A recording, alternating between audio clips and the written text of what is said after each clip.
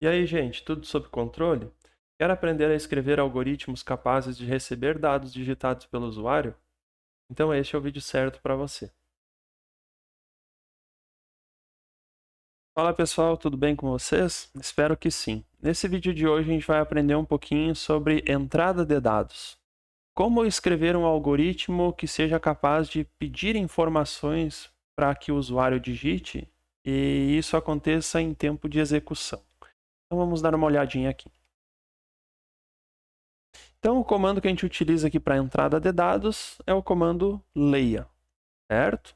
De maneira equivalente ao comando escreva, o comando leia ele tem aquela sintaxezinha ali que já não deve ser estranha para a maioria de vocês, né?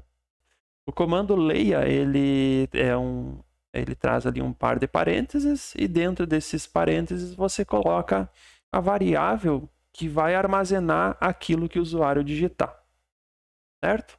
Simples assim. Então, você pode ler uma variável apenas, como você pode ler também várias variáveis de uma só vez, certo? E aí você pode usar aquela estrutura ali que a gente está vendo na tela, variável 1, vírgula, variável 2, vírgula, variável 3 e assim por diante. Então, você pode ler várias variáveis de uma só vez, separando elas por vírgula, certo? Seguindo adiante. Então, aqui nós temos um exemplo de um algoritmo, né? Olha lá. O algoritmo cadastro de pessoas, certo? Olha o nomezinho dele lá, entre aspas duplas lá, do lado da palavra reservada, algoritmo, né?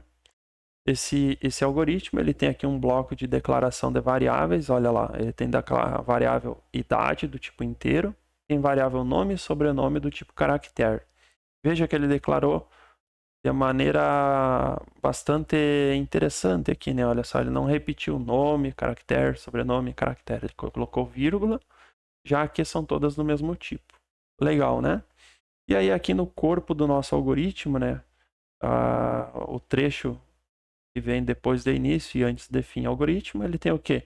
Ele tem um escreva L, com a seguinte mensagem: digite sua idade. E na sequência ele tem aqui um comando leia. Leia o quê? Uma variável de nome idade. Ó. Então perceba, isso aqui vai ser uma estrutura bastante comum aí nos algoritmos de vocês a partir de agora. Você então exibe na tela uma mensagem para o usuário e aí na sequência você então aguarda que o usuário digite alguma coisa, certo? Então o escreva ou escreva L, ele costuma vir juntinho, né, do comando leia.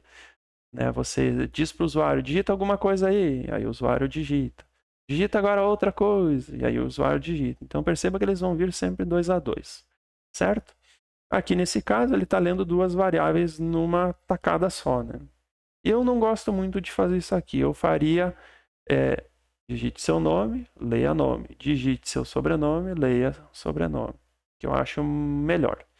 E aí aqui no final nós temos aqui dois escreva L, que fazem o quê? Eles pintam um conteúdo textual e pintam também as variáveis. Olha só, aqui ele está pintando um conteúdo textual, mais uma variável, mais outra variável. São três coisas que ele está pintando aqui, por isso as vírgulas ali. Já nesse outro escreva L, ele está pintando o quê? Uma mensagem textual e uma variável idade, certo? Então, é um algoritmo simples, mas bem interessante. Ele contempla tudo aquilo que a gente já viu até o momento. E aí, então, um destaque para quê? Para o bloco de código referente à entrada de dados, né? Então, esse trecho aqui, vocês conseguem perceber que é o trecho que se refere à entrada de dados? Ó, são mensagens para o usuário e é aquilo que o usuário digita. Outra mensagem para o usuário e aquilo que o usuário digita. Então, temos o bloco aqui de entrada de dados e temos aqui um bloco de saída de dados, né? Porque nesse bloco aqui o usuário não digita nada. Nesse bloco aqui, ele só observa o que o algoritmo faz. E nesse caso, ele está simplesmente imprimindo na tela aquelas informações ali. Certo? Então, como que a gente faria para indentar um código como este? Então, evitemos, né, aquela situação ali e a gente faria o seguinte. Aquelas palavrinhas reservadas que a gente já conhece, a gente deixa sempre alinhadinho à esquerda. A gente desloca o bloco de declaração de variáveis e desloca o corpo, né, do algoritmo propriamente dito. Olha lá. E aí, o que eu sugiro? Eu sugiro também a gente afastar um pouquinho, dando alguns enters, o bloco de entrada de dados, que é este aqui, do bloco de análise e saída de dados, certo? Porque daí dessa maneira você tem bem claro, né, qual é o trecho de código que trata da interação do programa com o usuário e o usuário com o programa, né, no que diz respeito à entrada de dados e tal. E aqui embaixo nós temos o trecho de saída de dados, né, de impressão de dados na tela para que o usuário possa então apreciar o resultado daquele algoritmo. E aí, para a gente praticar um pouquinho, então, nós temos aqui esse exercício. Então, escreva um algoritmo que seja capaz de ler 3 notas e calcular a média com base na seguinte equação. E aqui nós temos a equação, ó. Média final é igual ao quê? N1 vezes 4, mais N2 vezes 3, mais N3 vezes 3. Tudo isso dividido por 10.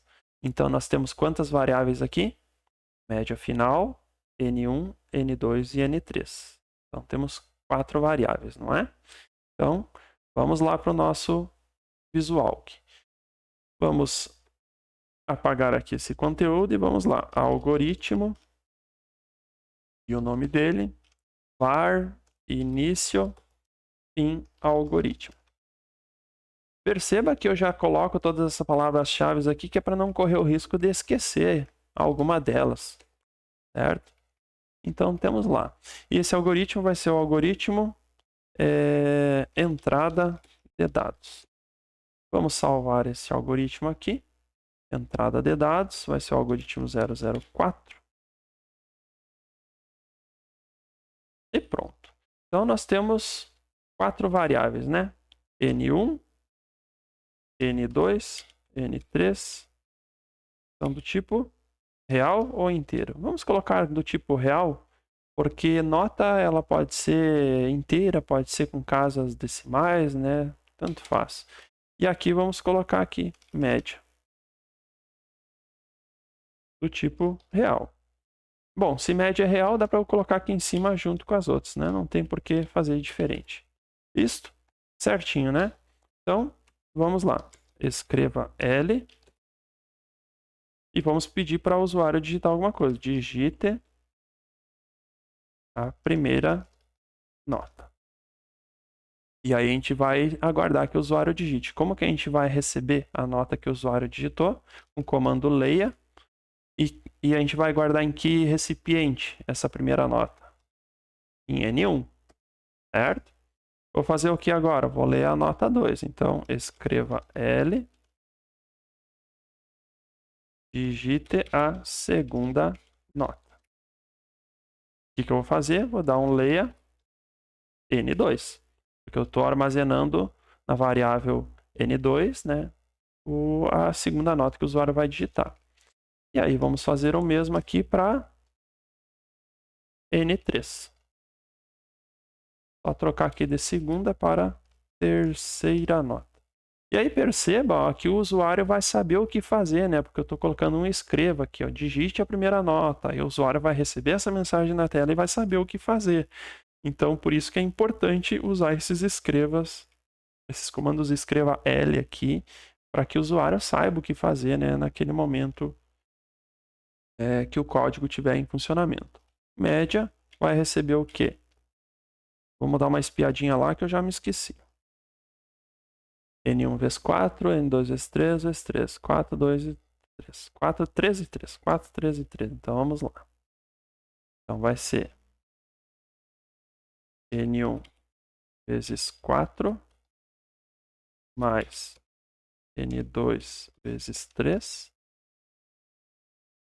mais N3 vezes 3.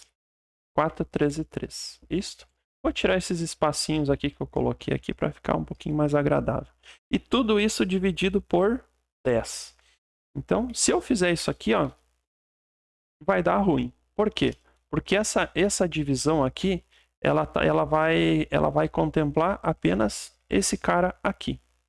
Se eu quero pegar todo mundo aqui e dividir todo mundo por 10, o que eu tenho que fazer? Eu vou inserir um par de parênteses ao redor de todos eles. Ó. E, portanto, esse par de parênteses mais externo que eu inseri, ele vai contemplar todo aquele trecho, e todo aquele trecho, então, vai ser dividido por 10. Certo? E aí, então, a gente manda lá um escreva L. A média foi D e média. Certo? Lembrando, né, que a gente poderia fazer assim, como poderia fazer assim, né? Sem problema nenhum. Eu aqui já estou querendo me adiantar um pouquinho e fazer desta maneira aqui para o nosso código aqui ficar bem enxuto, né? E bem sucinto. Vamos ver se ele vai rodar. F9. Digite a primeira nota. Perceba, ó, ele mandou a mensagem na tela e está aguardando que eu digite alguma coisa. Vou digitar 8. Digite a segunda nota. Olha só, já parou e já está pedindo para eu digitar a segunda nota. 6. Digite a terceira nota. Vou digitar 7. E olha lá, ó, ele já fez o cálculo para mim, já mostrou na tela aqui qual foi a minha média e resolvido, né? Feito o nosso algoritmo. Vou aqui simular uma situação que pode, de repente, acontecer. É o seguinte, ó. A pessoa aqui fez lá nota 1, N2 e N3. E aqui embaixo ele botou, sei lá, em vez de nota 1, né, já que ele declarou lá em cima com nota 1, ele botou só N1. Perceba a situação aqui? Ele declarou a variável de um jeito e está usando aqui embaixo de outro. O que vai dar? F9. Olha lá, ó. Já deu ruim. Deu um aviso na linha 9. Olha ali, a linha 9. Quem é a linha 9? É essa aqui, ó. Ele disse que tem coisa errada ali, tá com um problema. E olha lá, nesse caso ele identificou, ó, variável N1 não foi encontrada. O que significa isso? Significa que por um erro de digitação, talvez a pessoa está pedindo para ler aqui uma variável que ela não declarou lá em cima. Tá? Então tem que cuidar o nome que você deu para a variável lá em cima, para não, sei lá, na pressa aqui por digitar, em vez de colocar N1, colocou N11.